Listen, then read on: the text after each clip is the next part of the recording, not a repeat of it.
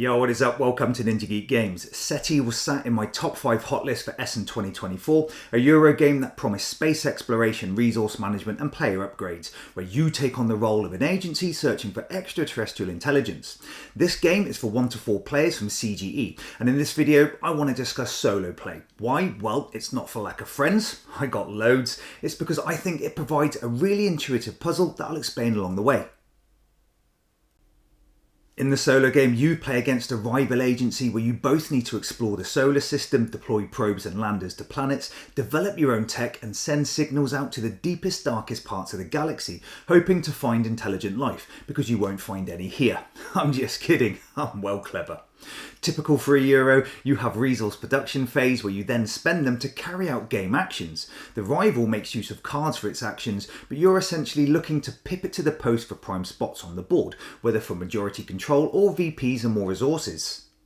However, it's a little more intricate than that. As we'll see, whilst the rival tends to look for areas where it will just grab the most points, and to some extent so are you, you're also trying your best to extend your round, like grabbing an extra resource to play that card or to be able to place a lander at a particular planet, because it could generate more income later or allow you to take a free action. Also, whilst I'm scratching my brain to do all this, I need to be aware of the endgame scoring goals and objectives set out by the rival. Lastly, the game develops over time, because as you find traces of hidden alien life, they add new elements and concepts to consider. Quickly, before I launch into the game, during the main video I'll only give a brief overview of the alien species because I found it quite fun learning about them as they were revealed. However, I will go into greater detail at the very end if you want to know more.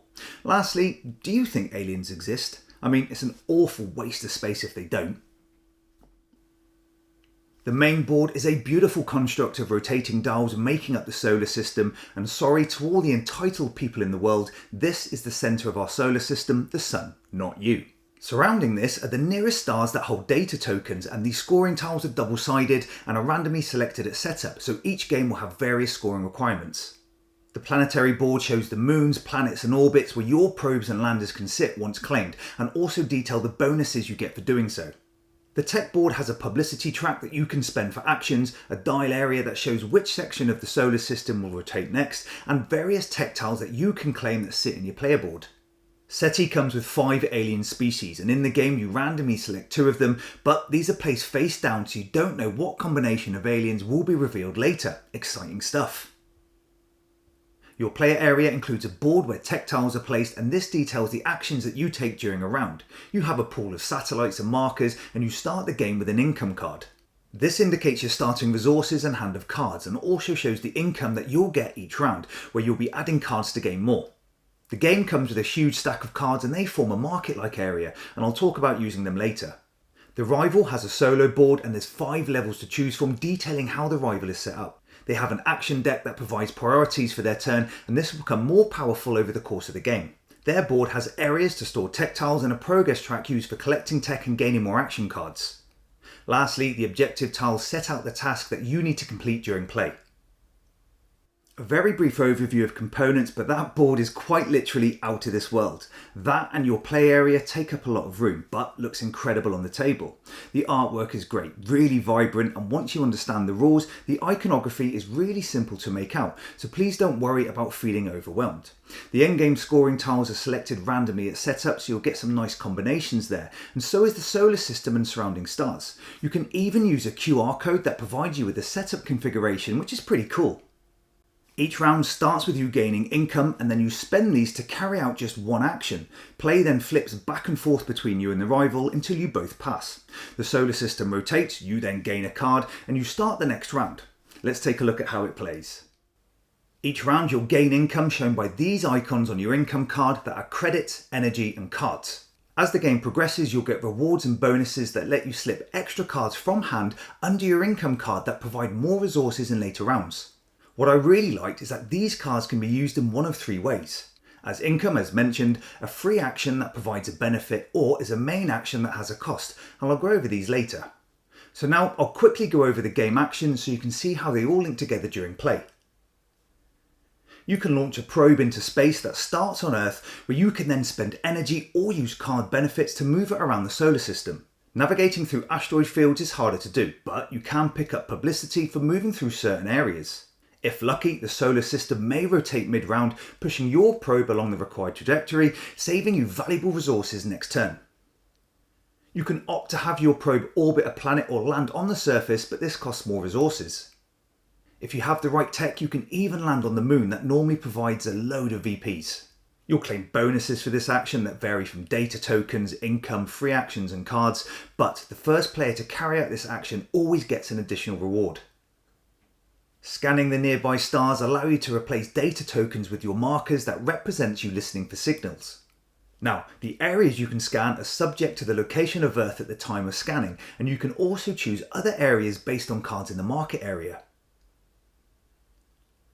Over time, these areas fill up where you're looking for majority to gain the reward and mark you've won this area. However, they do refill, so this majority conflict can be taken time and again for each star. Any of these data tokens received, regardless of source, are stored in your player board. As you fill up your data track, you gain publicity and income cards, but you also mark life traces to search for aliens. Analysing data, scanning the stars and landing probes onto planets let you place markers in the relevant life trace spaces below the hidden alien boards. Once each alien has its 3 trace areas marked, it's revealed and you can discover a new species by flipping the board. Each species comes with its own deck of cards that you can claim, some game components, and the revealed board has a host of extra spaces where markers can be placed as you learn more about them, but I'll go into more details with this at the end of the video. But for now, these provide extra ways to get resources and VPs. As you gain publicity throughout the game, you move your marker up this track where it can be spent to claim new cards from the market area and to gain a tech tile to upgrade future actions. This action always results in rotating the solar system. The dial indicates which section, so you always have some idea how it will look afterwards, which is pretty cool. The ability of a tech is shown here, but the back of the tile show a one-time bonus for claiming, and you could gain VPs as well, a super bonus. These tiles fit nicely into your player board and upgrade your actions. For instance, you can have multiple units, navigate asteroid belts easier, or make landing on a planet cheaper. The telescope techs give greater options when choosing a star to scan for that majority conflict, and computer tech provide resources if you place data tokens on the extra spaces, but it does mean it will take longer to fill the track for the main action. The cards you claim to hand can also be played for the action that has a cost.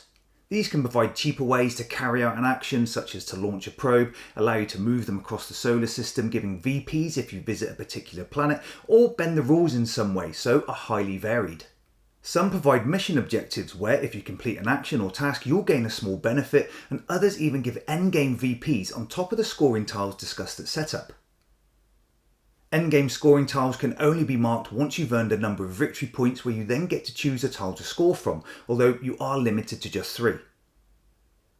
For the rival, they simply draw a card and from top to bottom have a priority.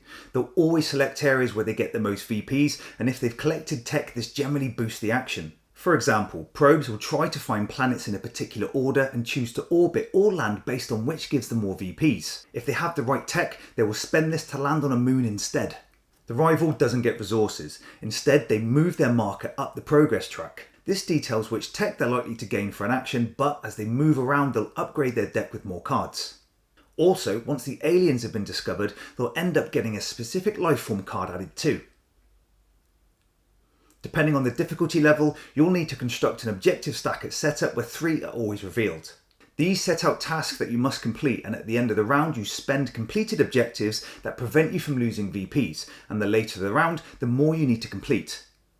I absolutely loved SETI. At 5 rounds, I think it's the perfect length for solo play and the puzzle that you're trying to solve. I always feel I want one more resource or publicity to get that extra action.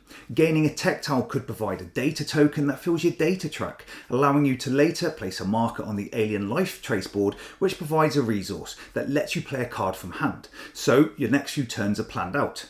It's trying to get that efficiency of play with limited resources. I think the objectives really help out here. When playing multiplayer, you have lots of combinations to look at to get the best out of your actions.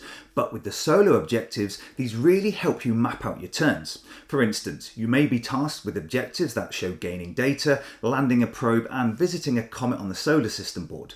You could probably complete these in 1 or 2 turns if savvy.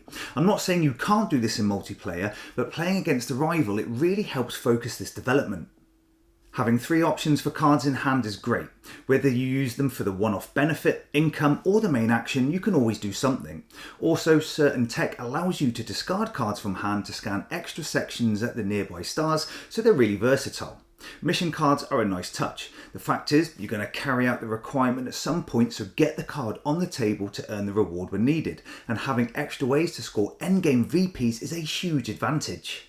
The difficulty level of the rival starts off very basic with no objectives, used for just learning the game. Level 2 is comfortable and level 3 becomes a challenge where I've beaten them by the skin of my teeth, and I've also been spanked. I haven't even looked at level 4 or 5 yet. I have some dignity. It's nice to get what I call power turns, where you create a seamless series of actions setting you up for a great round.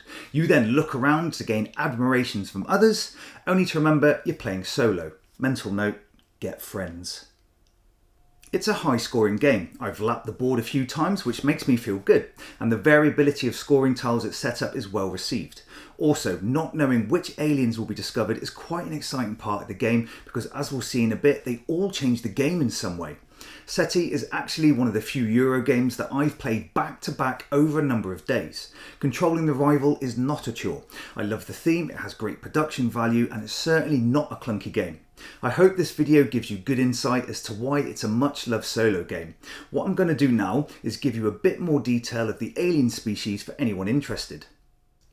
There are 5 alien species in the game, all with weird and wonderful elements to make them vastly unique. They all come with cards and components and a rule sheet for reveal setup and how they interact with the game.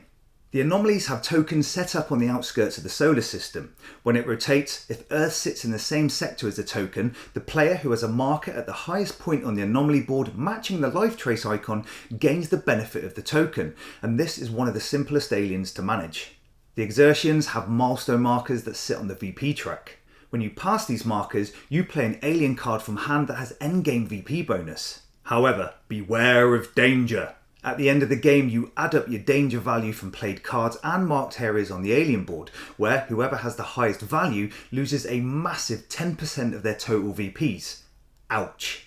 The Mascomites offer a pick up and deliver mechanic. You place tokens on Jupiter and Saturn, and these samples can be collected if you play an alien card where probes land on those planets. Returning your marker to Earth provides a mission reward from the card played, and this token gets placed on the alien board, providing additional bonus spaces to be claimed. The Centaurians have you place player-specific message milestones on the VP track. When you reach your token, you remove it and place it on a reward area that only you can claim. Also, the alien cards for this species require you to place markers on the VP track. Once reached, that card is used as income but provides a more unique type than the standard. What's more, when placing markers on life trace areas, you may need to pay data to get the reward. Lastly, the one I'm not going to pronounce. Here, you add a tile to the solar system that can be scanned for data tokens. Also, this opens up a new planet to have your probes orbit and land on. Some of the rewards now provide exofossil tokens that can be traded in to place markers on very high scoring trace spaces of the alien board. I don't really have a favourite species, they're all wicked awesome. The combinations selected just add variability to the game, which is ideal. Thank you for watching the video. If you enjoyed, please like and subscribe to the channel. This is Ninja Geek Games. Cheers.